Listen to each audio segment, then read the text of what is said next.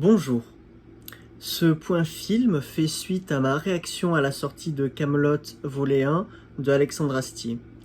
Je voulais prendre le temps d'écrire une critique plus complète en revenant sur certains éléments qui me semblent importants.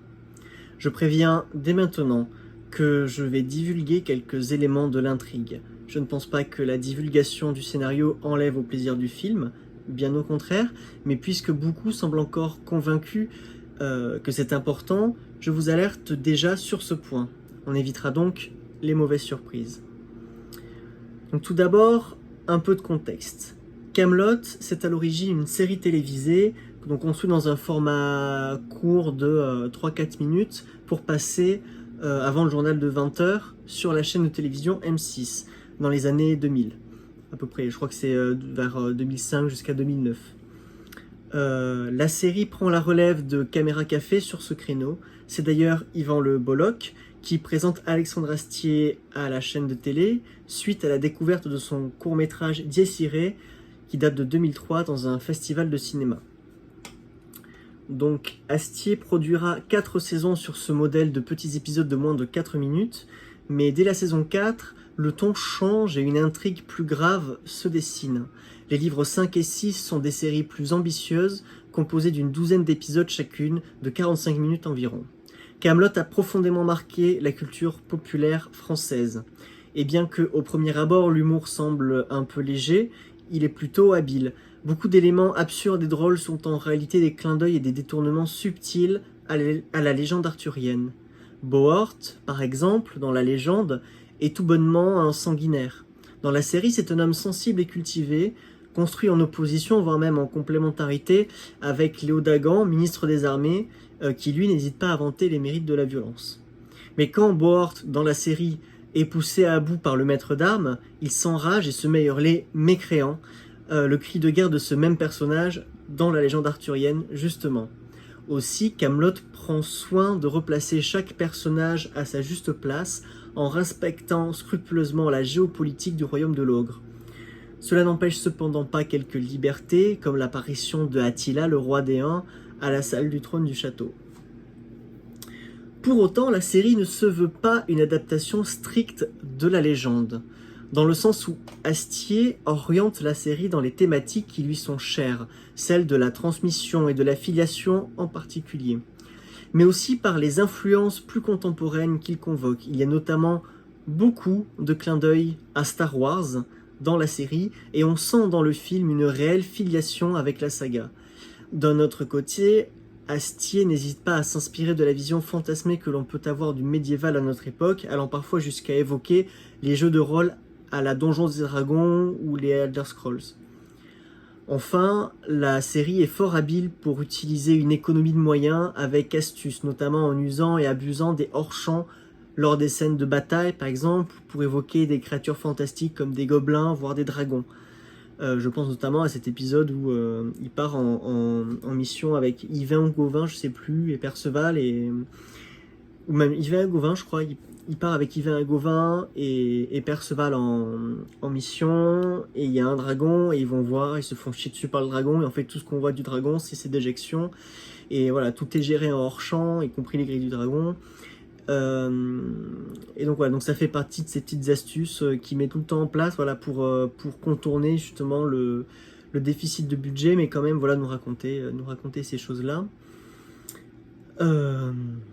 Ce qui nous amène à un point essentiel de Kaamelott, son écriture. Beaucoup d'épisodes, si ce n'est presque tous, à part peut-être les livres 5 et 6, et encore, marchent parfaitement en audio. Car l'humour de la série passe énormément par le langage, les jeux de mots, les répliques bien senties. Alexandre Astier a une formation de musicologue. Ce n'est donc pas anodin si ce que l'on retient de la série, ce sont avant tout des sons, des voix, des répliques. Voire des musiques même. Les musiques notamment des saisons 5 et 6 sont particulièrement marquantes et voilà. Maintenant passons au film. Plus de 10 ans après la saison 6, arrive le premier volet d'une trilogie de films qui s'inscrit dans la continuité de l'histoire. Dans ma réaction à chaud, je trouvais que Kaamelott faisait un meilleur Star Wars que les nouveaux Star Wars. Si on regarde la mise en scène, tout est très soigné, très propre, très chatoyant. La colorimétrie de chaque lieu semble également donner des indices sur la situation ou les intentions des personnages qui s'y trouvent. Pour autant, je ne suis pas sûr que le film se distingue par l'originalité de sa mise en scène. Et on touche ici à la raison de ma comparaison avec Star Wars. Camelot, premier volet, n'est pas une œuvre cinématographique au sens strict, c'est plutôt un film de divertissement qui utilise le cinéma comme support à la narration, sans pour autant faire du cinéma une matière plastique à part entière. Ici, le cinéma n'est qu'un langage comme un autre. Et c'est pas grave. Ça fait plutôt un bon film hein, pour le coup. Hein. Là, je dis pas que le film est pas bien, je dis juste que c'est pas forcément une œuvre de cinéma en tant que telle. Comme je disais plus tôt, Astier est musicologue, c'est-à-dire que le cinéma n'est qu'un outil pour raconter des histoires. Pour autant, on a ici, je trouve, un film grand public, quelque chose de franchement abouti et avec plus de personnalité dans l'écriture que la masse informe de films états-uniens dans laquelle Disney, surtout eux maintenant qu'ils ont racheté la moitié des studios états-uniens, noie la masse. Camelot se détache par sa finesse d'écriture et surtout, même si certaines blagues sont parfois un peu bêtes, elles ne sont jamais affligeantes ou abrutissantes. C'est-à-dire que même dans des blagues, mais j'y reviendrai plus tard avec les Burgondes qui paraissent un peu stupides, en fait, non, il y a toujours quelque chose qui est assez bien senti en fait dans l'écriture. Et voilà, on n'est jamais dans une gratuité totale, ou en tout cas, il y a toujours, disons que quand c'est un peu con, en fait, c'est une bêtise qui est plus de l'ordre de l'absurde, j'ai envie de dire. Et du coup, moi, en tout cas, je suis assez sensible à ce type d'humour. Je pense notamment au Chevalier de la Sèche. Même si la blague en l'occurrence arrive peut-être pas forcément au meilleur moment pour le coup, mais bon, il y a quelques petites dissonances de temps en temps, mais ça n'enlève rien au plaisir du film. Le seul bémol que je mettrai à cela, c'est ce que j'avais écrit, le seul bémol que je mettrai à cela, je sais pas si c'est correct quand je le dis, c'est quand quelques blagues arrivent un peu mal à propos, comme quand Arthur découvre la table ronde de fortune que Gauvin et Bohort ont construit sur le continent. D'ailleurs, je sais plus si c'est Gauvin ou Yvain, pour rendre hommage à cette époque qu'il regrette tant. Arthur, bien décidé à rebrousser chemin, cède dans son obstination, non pas face aux arguments des uns ou des autres, mais face au symbole. Le symbole de la table ronde qui, toute modeste soit-elle, permet à tous de trouver une place équitable. Les symboles sont par ailleurs monnaie courante dans le film. Astier n'hésite pas à convoquer des archétypes, parfois un peu grotesques, comme la princesse enfermée dans la tour pour s'en amuser, les détourner, puis enfin les retourner en force pour créer du sens. D'ailleurs, je pense que j'ai perdu ce que je voulais dire par rapport au Chevalier de la Sèche, mais en fait l'idée c'est ça, c'est qu'il arrive, c'est une scène qui est très émouvante, quand justement Bohort et les chevaliers qu'il a réunis, et aussi son frère, ils ont un peu honte en fait, parce qu'ils se sont un peu planqués sur le continent, parce que voilà, ils ont essayé de refaire la table ronde, mais en fait ils font dégoûter, et ils ont honte même de leur table qui est un peu pitoyable, et justement ça c'est le truc où il dit non, votre table elle est au contraire, elle est très bien, elle est parfaite, elle est presque mieux que celle qu'il avait à la table ronde, justement parce qu'il y a une humilité, et c'est ça en fait qui va le faire flancher. Et juste après, donc du coup il demande solennellement à tous les chevaliers de se présenter, et c'est là qu'on a la blague du Chevalier de la Sèche qui pour le coup rentre un peu en dissonance. C'est peut-être pas inintéressant d'ailleurs, mais ça, pour le coup, ça rentre un peu en dissonance avec la puissance quand même émotionnelle qu'on a à retrouver, à voir Arthur comme ça,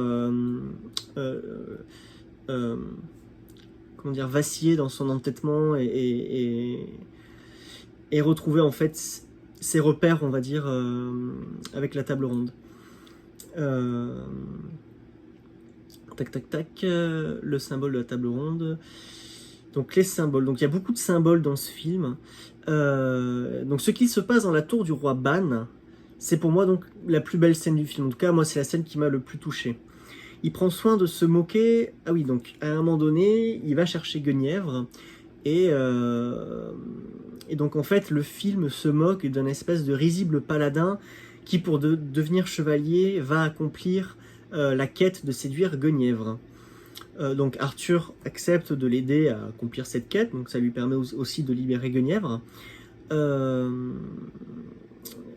Pardon. Mais alors du coup, le paladin veut passer par les plantes grimpantes pour aller chercher Guenièvre. Donc Arthur le laisse faire. Pendant ce temps, lui, il va ouvrir la porte en haut, il va défoncer la porte en haut avec Perceval pour gagner du temps, pour voilà, une fois qu'il sera en haut. Le paladin, au milieu de... J'ai marqué de sa course, mais au milieu de son escalade, finit par même remettre en doute l'intérêt de sa quête, alors que ça fait quand même des mois qu'il lui envoie des messages cachés dans des gâteaux, bravant l'interdit de Lancelot et potentiellement la peine de mort. Un peu comme un joueur de Skyrim abandonnerait une quête face à des ennemis trop forts pour lui. Il reviendra sans doute quand il aura acquis plus d'expérience. On a vraiment, en escalade de glycine d'ailleurs, probablement. C'est-à-dire qu'on a vraiment ce truc où le mec il est là, ouais mais en fait non, mais en fait en fait il avance pas sur sa glycine, il arrive à peu près à la moitié là, et puis il dit, non en fait c'était peut-être pas une bonne idée, ouais, en fait non mais je vais peut-être faire autre chose. C'est-à-dire qu'en fait l'objectif de séduire Guenièvre, il y a quelque chose qui devient un peu machinal, et on a vraiment ce truc... moi je trouve qu'on est vraiment dans les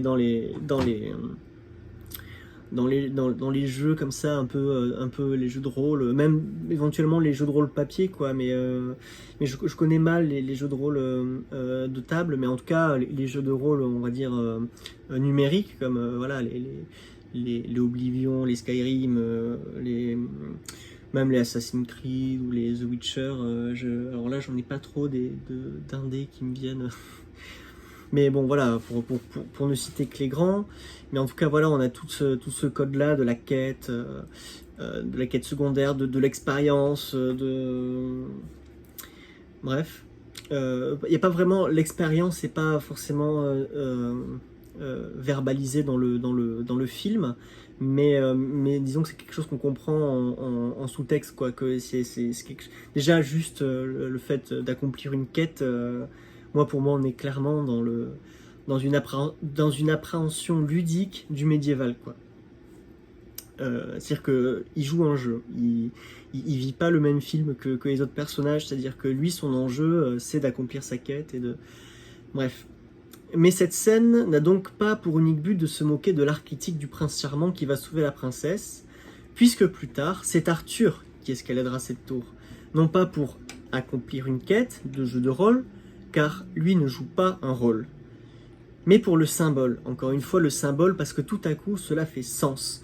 Si vous avez vu le film, probablement, vous voyez très bien de quoi je veux parler. D'un coup, le même geste, le même parcours de grimper la glycine, c'est pas vraiment une glycine, je sais pas ce que c'est, d'ailleurs c'est une plante grimpante, le fait d'escalader cette plante grimpante, prend un tout autre sens dès lors que c'est Arthur qui le fait, dans les conditions, au moment où il le fait, et voilà.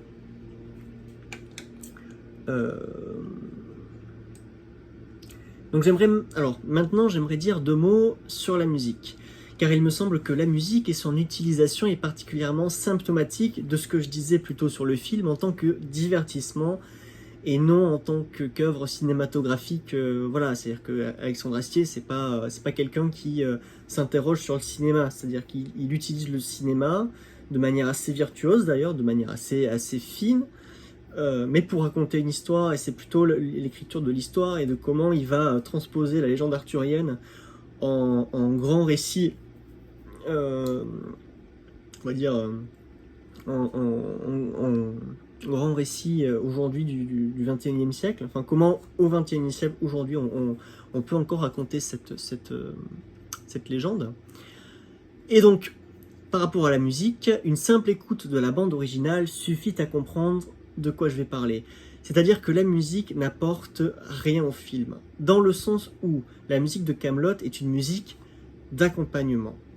À la simple écoute, juste vous écoutez la musique, vous pouvez de temps en temps distinguer quelques motifs empruntés ici et là aux saisons 5 et 6, réemployés dans une musique qui semble rythmer une action exactement de la même manière que les musiques dans les films grand public, et plus spécifiquement Star Wars ou Le Seigneur des Anneaux par exemple. C'est-à-dire que la musique, elle est vraiment là pour accompagner, pour comment dire, mais je vais le développer, mais elle est vraiment là pour... elle fait doublon un peu en fait avec ce qu'on voit. C'est-à-dire qu'on entend ce qu'on voit aussi. C'est-à-dire qu'il n'y a pas de... Pour le coup, voilà, c'est pas... en même temps, par rapport à ce qu'il veut raconter, c'est cohérent. Je dis pas que c'est incohérent, je dis que ça en fait plus une œuvre de divertissement qu'autre chose. Mais par contre, une très bonne œuvre de divertissement, ça y a... Enfin, c'est pour le coup, voilà, le film... Je reste quand même sur mon avis que le film est excellent et que ça fait du bien de voir ça, surtout justement dans le film de divertissement. Donc la musique, je dis pas qu'elle est pas bien, voilà, elle est fort agréable et finement arrangée. Ça c'est son boulot en même temps aussi. Enfin pour le coup lui c'est sa formation donc c'est un peu sans surprise à ce niveau-là. Ce que je dis c'est que la musique ne raconte rien de plus que ce qu'on voit à l'écran. En fait j'ai anticipé ce que j'allais dire. Et en effet une fois devant le film elle ne fait que doublon avec ce qu'on voit à l'écran. Voilà je me suis répété et j'en suis désolé. À titre personnel je l'ai même parfois trouvée un peu gênante. Ça, après voilà ça c'est... Mais encore une fois, ce n'est pas si grave. Oui, voilà, ça c'est après, c'est juste moi en tant que bon, je vais dire cinéphile, bon, même si, voilà, après, on peut en débattre, mais enfin, qu'est-ce que c'est être cinéphile? Mais voilà, en tant qu'amateur, on va dire, de cinéma, ou en tout cas, en tant que jeune artiste qui se questionne sur les médiums, la spécificité et la plasticité des médiums, bon, le plaisir, il n'est pas dans ce que fait du cinéma Alexandre Astier. C'est-à-dire que ça, c'est clair. Et du coup, je me suis perdu comme un couillon. Mais encore une fois, ce n'est pas si grave. Voilà. Voilà. Ce qui est un peu cocasse, c'est que j'ai tendance à trouver que le type d'utilisation de la musique fait du film un genre d'opéra filmé. Alors, ouais, je l'ai mal écrit cette phrase. C'est-à-dire qu'en fait, la manière dont il a d'utiliser la musique, ça fait un peu opéra, quoi. Ça fait un peu, mais au même titre que, en fait, c'est là qu'on voit vraiment l'affiliation avec Star Wars ou Le Seigneur des Anneaux. C'est que l'utilisation des leitmotifs, tout ça. Alors là, il n'est pas forcément dans les leitmotifs, c'est plutôt dans l'accompagnement, mais plutôt dans la dimension orchestrale, grandiose, épique. C'est-à-dire qu'on a vraiment quelque chose, voilà, de l'opéra romantique, je dirais même. Quoique, non, si, même, bah si, parce qu'en fait, on a les cuivres, on a les trucs. En tout cas, voilà, c'est très spectaculaire.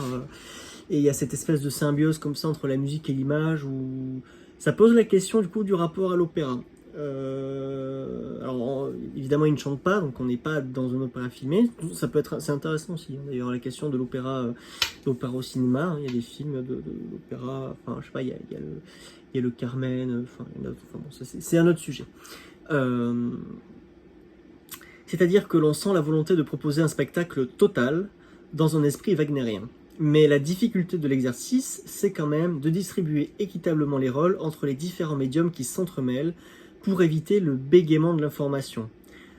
À ce titre, j'ai un peu horreur de la musique adaptée du Seigneur des Anneaux. Parce qu'elle fonctionne pas en tant que musique, parce qu'elle ne fonctionne pas en tant que musique. Mais par exemple, elles vont vous mettre des chœurs qui crient comme ça en latin, avec des intervalles un peu dissonants, avec pour accompagner souvent les antagonistes du film, quoi. C'est-à-dire que je sais plus comment ils s'appellent, l'espèce de ghouls là, les morguls, je crois. Bref, Minas Morgul, clairement, voilà, les chœurs, je crois que c'est plutôt des chœurs d'hommes même, genre des trucs un peu... bon, c'est vraiment... Après, voilà, c'est cohérent aussi parce qu'on est dans une vision assez manichéenne aussi, c'est-à-dire que c'est les forces du mal, donc ça, je dis pas que c'est incohérent, je dis que c'est un peu que ça fait ton sur ton, quoi. C'est-à-dire que la musique elle vient doubler une information qu'on a visuellement.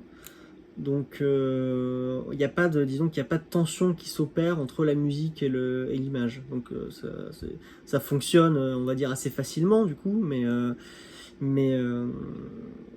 voilà, c'est pour ça que c'est un film qui va fonctionner plutôt voilà dans cette optique-là de film grand public que vraiment dans un film de cinéma. Pour autant voilà, je l'aurais dit, hein, moi j'ai adoré. Et alors, ça me fait penser quand même à une citation que j'aime beaucoup de Andrei Tarkovsky dans son essai sur le cinéma qui s'appelle Le temps scellé.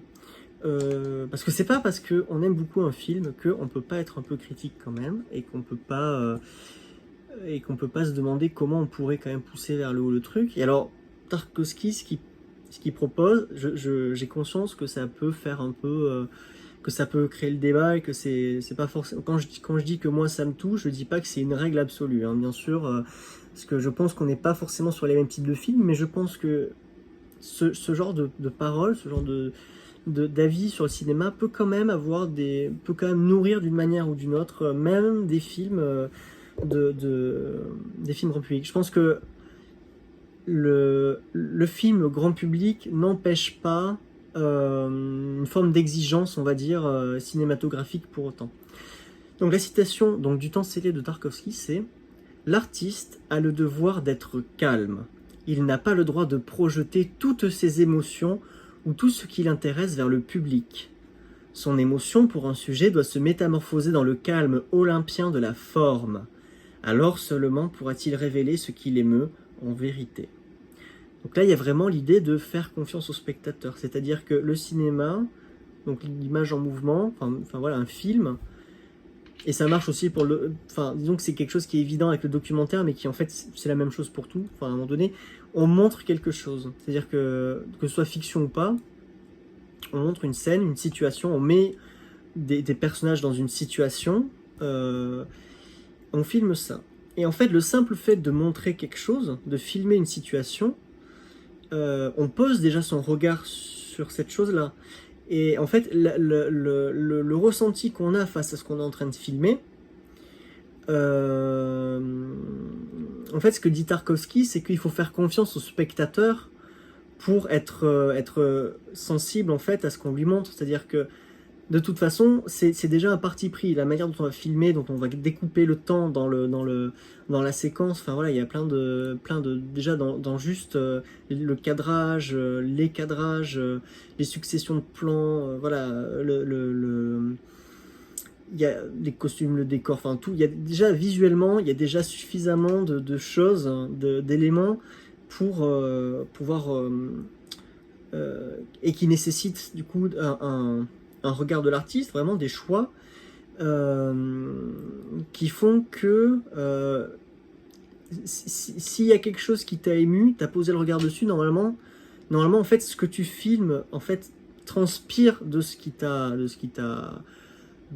intéressé en théorie. Donc normalement on ne devrait pas avoir besoin de redire par-dessus, regardez c'est ça que voilà, c'est-à-dire que sur une scène marrante on ne devrait pas avoir besoin de faire, vous savez, le touloum poum psh, voilà, y a pas de, normalement on n'a pas besoin d'indices sonores pour dire, voilà, là c'est drôle, là c'est triste, là c'est truc. C'est l'idée aussi de faire confiance sur le spectateur et sur, voilà, sur la réceptivité du spectateur. Je dis pas que Alexandre Astier le fait pas, mais je dis que le film Kaamelott volet 1, ainsi que Kaamelott en règle générale, mais surtout là on parle vraiment du film, parce que là vraiment j'avais plutôt les images du film en tête, parce que pour le coup la série elle est assez calme à ce propos en fait, non, surtout le film.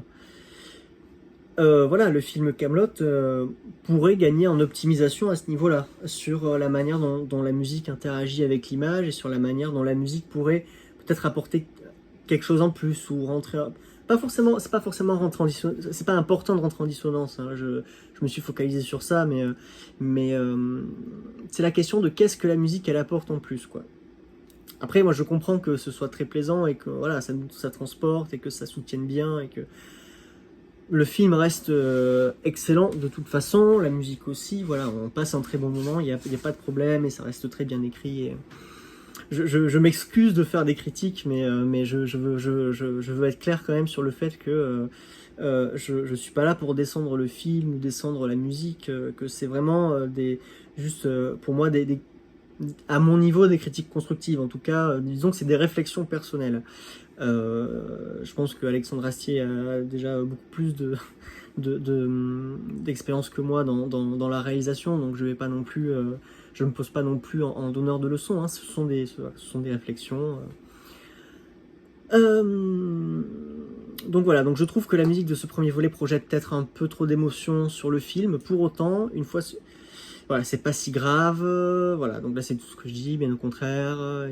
Ah oui, donc du coup, voilà, Kaamelott depuis la série est exigeant sur bien des points, notamment dans sa manière de documenter la légende arthurienne pour s'en réapproprier les figures, les archétypes, les codes. Le travail d'écriture sur l'ensemble de Kaamelott est phénoménal, son travail de composition également. Donc voilà, donc que ce soit clair, voilà, je trouve le travail de composition de Alexandre Astier tout simplement excellent. Ce que je regrette, voilà, c'est l'utilisation de la musique qu'ils ont fait, bien que ce soit cohérent avec l'ambition qu'il a de raconter une histoire spectaculaire et grand public dans l'esprit de Star Wars, que Alexandre Astier admire tant d'ailleurs. Donc c'est marrant parce que j'avais écrit toute une... Et puis en fait, là, je commence à être un peu plus à l'aise, donc je sens que les choses viennent plus naturellement et je n'ai pas forcément besoin de faire de coupe. En tout cas, je pense que, vous me direz en commentaire, mais je pense que c'est plus fluide, même si peut-être qu'il faut que j'arrête de m'excuser d'avoir un avis critique, même si je ne suis tout bonnement personne, hein, mais voilà, on est là pour réfléchir, voilà, moi je suis personne pour défoncer quoi que ce soit, ça n'a jamais été le but, j'ai toujours dit que jusque-là j'aimais ce film. Donc les critiques, pour moi, elles sont là juste pour lancer des réflexions. Voilà.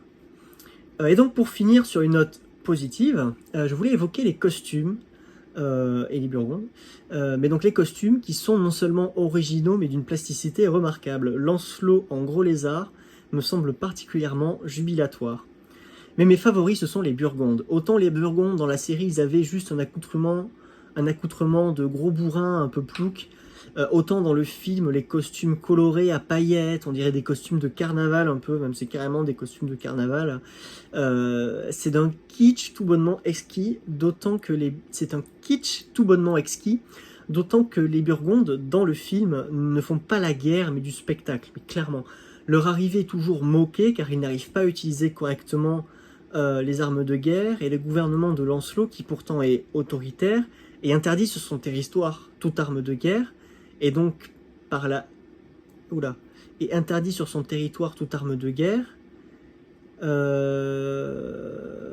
donc pourrait, parce que visiblement l'armée des Burgondes ne sait pas s'en servir, sanctionner rapidement, efficacement les Burgondes. C'est-à-dire qu'il y a un truc à un moment donné où les Burgondes, ils arrivent, ils font leur cinéma. Ah, mais c'était les Burgondes. Ah, mais fallait pas nous déranger pour ça. Mais voilà, c'est pas si grave. Et puis ils font leur truc. Et c'est à se demander s'ils font. Vous allez voir, je vais vous parler après d'une réplique qu'il a. C'est à se demander s'il fait pas exprès le roi Burgonde. Et même rétrospectivement par rapport à son rôle dans la série, on se demande s'il est pas juste là pour venir s'amuser avec ses copains. Et enfin, s'il y a pas un truc. Peut-être que j'exagère un peu, mais je trouve que surtout dans le film là, il y a une dimension du roi Burgonde qui nous sent, qui nous vient, qu'on l'ait déjà pressenti ou pas. Le roi Burgonde, il a l'air plus si con que ça. Enfin, il a l'air de bien s'amuser par contre, mais il a pas l'air si con que ça en fait. Et donc les Burgondes, en fait, c'est des bouffons. Et donc derrière leur apparente bêtise se cache un esprit peut-être un peu plus aiguisé qu'il n'y paraît. Quand il crie à Lancelot « La guerre n'est qu'une illusion !» Tout le monde se met à paniquer, et il me semble que le roi Burgonde s'en rend compte.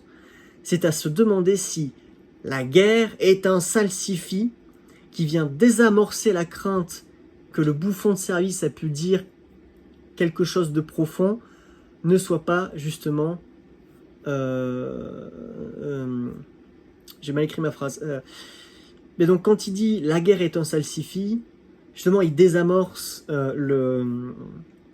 la crainte visible de Lancelot et du juriste et du père Blaise qui sont là, merde, il connaît la langue et tout, parce qu'il a l'air de dire quelque chose de sensé. Et juste après il dit la guerre est un salsifis, et d'une certaine manière, ah ouf, ah non, en fait non, c'était un accident.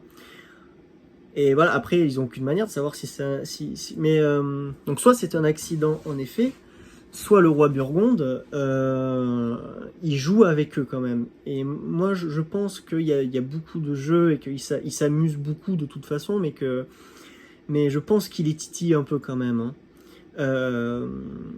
Donc les Burgondes, donc si largement moqués par les armées bretonnes, n'en sont pas moins désarmés.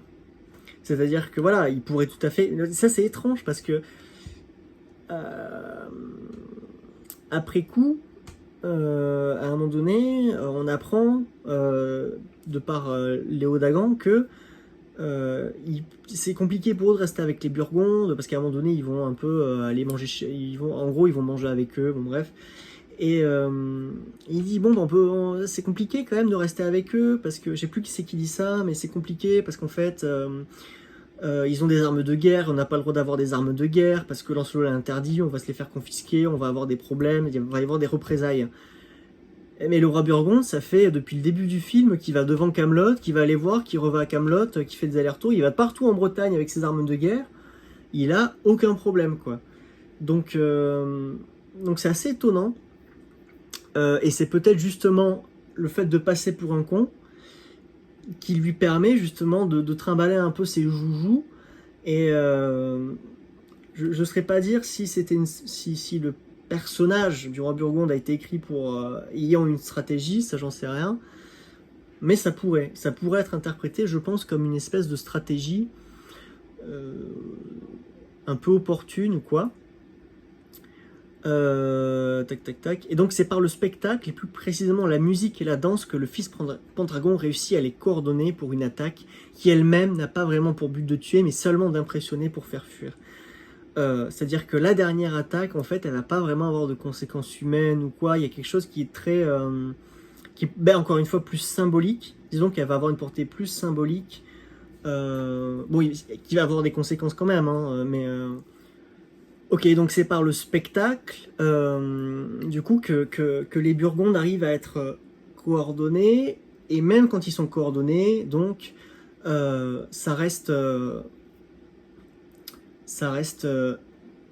un spectacle en fait. C'est-à-dire que ça reste une illusion entre guillemets. Enfin, je sais pas si, mais disons que la réplique du roi Burgonde, elle prend étonnamment sens dans les faits, quoi.